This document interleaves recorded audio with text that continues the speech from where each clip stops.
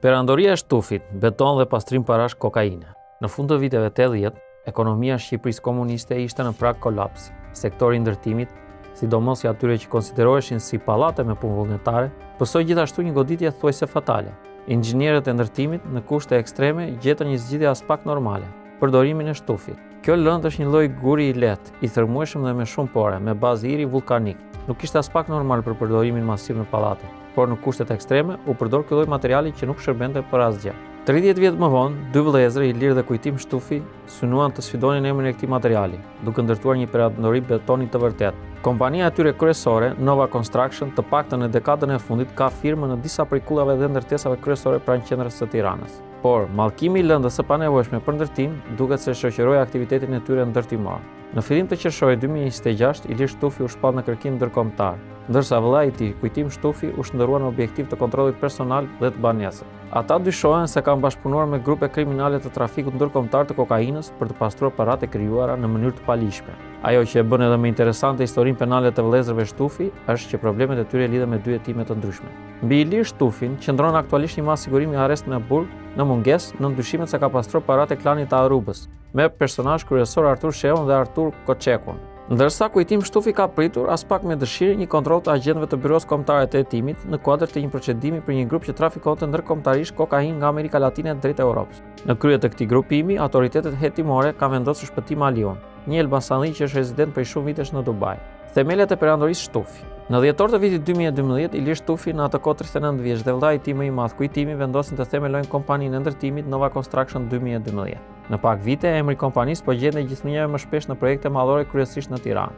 Gjatë kësaj dekade, kompania Nova Construction ishte një ndër përfituesit permanente të lejeve të ndërtimit nga Këshilli Kombëtar i Territorit, një strukturë e drejtuar nga kryeministri Edi Rama. Nga ana tjetër, Nova Construction zuri një vend të rëndësishëm edhe në listën e kompanive që përfitonin tendera të mëdha të infrastrukturës publike. Për gjatë 10 viteve, ortaku kryesor Ilir Shtufi krijoi një rrjet të gjerë kompanish të cilat shtrinë aktivitetin e tyre nga ndërtimi tek fotovoltaikët, dy nga sektorët më ndjellës e fitim plus në Shqipërinë e drejtuar nga Edi Rama, i penduar i drejtësisë. Në aparencë gjithçka dukej mirë për kompaninë Nova Construction, por thellë gjërat nuk ishin ashtu siç dukeshin. Te kishte mësuar para struktura e posaçme antikorrupsion SPAK. Në shtator të vitit 2020, me urdhër të SPAK-ut u arrestuan Erion Ali Beaj, një elbasanli që drejtonte një grup të egër trafiku dhe vrasësh me aktivitet nga Shqipëria në Belgjikë e Ana Sjeltas.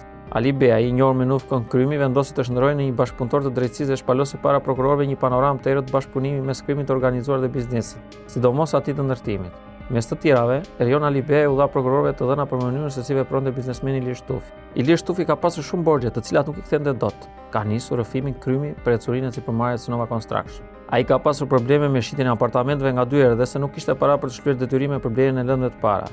Shton i penduar i drejtësisë. Erion Ali Beaj u tregoi prokurorëve Altin Dumani e Elida Kaçkini se për shkak të kushteve të vështira ekonomike, Ilir Shtufi pranoi ndihmën e Luciano Koçekut. Një personazh i skeduar për trafik narkotikësh, Koçeku e ndihmoi Shtufin me fonde në gjendje kesh, i mori përsipër që t'i zilte problemet ligjore për shitjen e dy fish të apartamenteve, si edhe me emrin e tij të rënd e shpëtoi Ilir Shtufi nga gjobvënës të ndryshëm.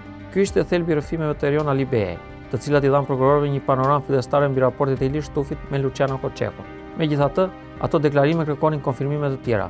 Për këtë, në ndihmë të prokurorëve, erdhën komunikimet e kryera në platformën e dekriptuar SkyECC. Dosja Aruba. Në mesin e vitit 2019, autoritetet belge ishin vënë në ndjekje të një grupi shqiptarësh të cilët konsideroheshin përgjegjës për trafikimin e tonelatave kokainë nga Ekuadori në drejtim të porteve të atij vendi. Hetuesit belg kishin identifikuar ndër të tjera një takim në ishullin Aruba të Karajibeve, ku sipas tyre merrnin pjesë koka të karteleve kriminale dhe përfaqësues të lartë të shtetit shqiptar. Takimi kishte qëllim pastrimin e parave të trafikut në sektorin e ndërtimit në Shqipëri. Mes personave të identifikuar nga prokurorët belg ishte Artur Sheu, një vlonjat rezident prej shumë vitesh në Shtetet e Bashkuara të Amerikës, dhe Artur Koçeku. Në vitet 2021-2022, autoritetet belge, holandeze dhe franceze arritën të merrnin në kontroll serverat e kompanive që menaxhonin platformat e komunikimit të dekriptuar SkyECC. Kjo ishte një bingo për autoritetet gjyqësore në shumë vende evropiane, përfshirë edhe ato shqiptare.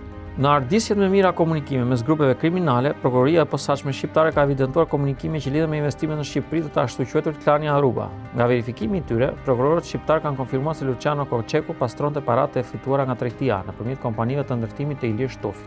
Hetimet kanë zbuluar se Koçeku i referoi Shtufit me termin ortaku im, ndërkohë që Shtufi njeh nga persona të tjerë si ortaku i Lokut, një referencë për Luciano Koçeku.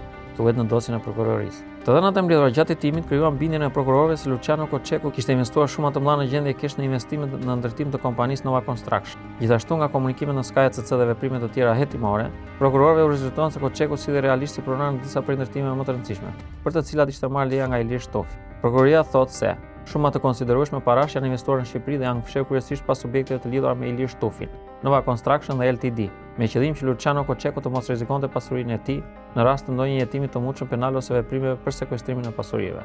Luciano Koçeku ishte i bindur në skemën e dyshuar që kishte ndërtuar me biznesmenin Ilir Shtofi. Këtë e pranonte me krenarinë një komunikim me një tjetër personazh kyç të krimit të organizuar shqiptar, Franz Çopja. Nuk kanë çfarë të më bëjnë, i kam rregulluar letrat me ato kompani që kam në Shqipëri, shkruan Koçeku në një mesazh të shkurtit 2020. Kulla e Shtofit. Kompania Nova Construction ka marrë leje ndërtimi të shumta për godinë në Tiranë, megjithatë në fokus të hetimit të prokurorisë posaçme ishin specifikisht 3 prej tyre ato më masive. Në vitin 2017, shoqëria e Ilir Shtofit mori leje me firmën e kryeministit Edi Rama për ndërtimin e kullës Garden Building, e pozicionuar pranë sheshit të njohur si 21 dhjetor, pak minuta larg qendrës së Tiranës. Kulla me 2 godina e lartë 24 kate ishte pjesë e vizionit të Ramës për ta mbushur Tiranën me ndërtesa të tilla, në kuadër të kryeqytetit evropian. Prokuroria e posaçme thotë se një pjesë e investimit në këtë kullë është marrë përsipër nga parat kesh të Luciano Koçeku. Së fundmi, prokuroria e posaçme ka vendosur në sekuestër një numër të konsiderueshëm pasurish në këtë ndërtesë, të barabarta me 43% të investimit. Në vitin 2019, Nova Construction përfiton një tjetër leje me firmën e Ramës për ndërtimin e një godine 14 katëshe në rrugën Minja Peza në Tiranë. Godina tashmë është përfunduar dhe vendosur në funksion. Edhe për këtë investim, prokurorët dyshojnë se janë përfshirë paratë të trafikut të drogës të grupit Koçeku. Rreth 38% e vlerës së investimit në këtë godinë shumë funksionale tashmë janë vendosur në sekuestër. Në vitin 2023, Nova Construction merr leje sërish me nënshkrimin e kryeministrit Rama për ndërtimin e një godine masive në zonën e Laprakës pranë Zogut Zi. Kulla e re quhet Colonnade Residence dhe kjo është ende në ndërtim aktualisht. Edhe për këtë investim, prokuroria e posaçme ka ngritur dyshimet se po realizohet pjesërisht me investimet kesh të Luciano Koçeku. Në vendimet e gjykatës posaçme thuhet se janë vendosur në sekuestër me 10 apartamente, dyqane, vende parkimi në kullën Colonnade, kusuret e Kujtim Shtufi. Ndërkohë që Ilir Shtufi u arrestuar në Greqi dhe pret procedurat e ekstradimit, edhe vllai i tij Kujtim Shtufi po përballet me probleme penale, megjithëse për momentin më të vogla. Pa u shuar ende efekti publik i goditjes së klanit Aruba, prokuroria e posaçme njëftoi se kishte finalizuar hetimin për një tjetër grup kriminal të përfshirë në trafik ndërkombëtar kokaine. Në krye të këtij grupi, i cili kishte qendrën koordinuese dhe operacionale në Dubai, qëndron shpëtim ose Salvador Aliu. Ai kishte krijuar një rrjet të transportit të narkotikëve nga Amerika Latine drejt Evropës, në bashkëpunim me 2 shqiptarë të tjerë, shumë të njohur në këtë aktivitet të paligjshëm, Dritan Gjika dhe Eldi Dizdari. Ky grup kishte kryer operacione të mëdha pastrimi parash në Shqipëri, në investime luksoze që shtrin nga Tirana deri në zonat bregtetare të Durrësit dhe Dërmiut në Imar.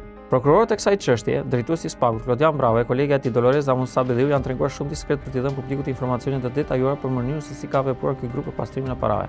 Megjithatë, ajo që është mësuar deri më tani janë sekuestrat masive të pasurive të paturshme në një vlerë mbi 150 milionë euro, si dhe kontrollet në rreth 20 biznesmen të ndryshëm, disa prej tyre shumë të njohur. Në listën e personave që janë nështruar kontrollit nga agentët e byros kombëtare të hetimit është edhe emri Kujtim Shtufi. Për momentin nuk ka të dhëna më të plotë se cila është lidhja e Shtufit të madh me klanin e Dubai. Ndërkohë që pozita e vëllezërve Shtufi nuk është më e mira e mundshme, zbërthimi i mëtejshëm i hetimeve penale mund të jetë më shumë dritë për atë që është sekret publik në Shqipëri, që kullat kanë shërbyer si lavatiçe gjigante për pastrimin e parave në vendin tonë. Ju pëlqeu kjo video? Atëherë bashkohuni me ne. Na ndiqni në Instagram, Facebook dhe TikTok dhe bëni subscribe në YouTube. Klikoni like dhe share dhe aktivizoni njoftimet për të mos humbur asnjë video të re. Faleminderit për mbështetjen.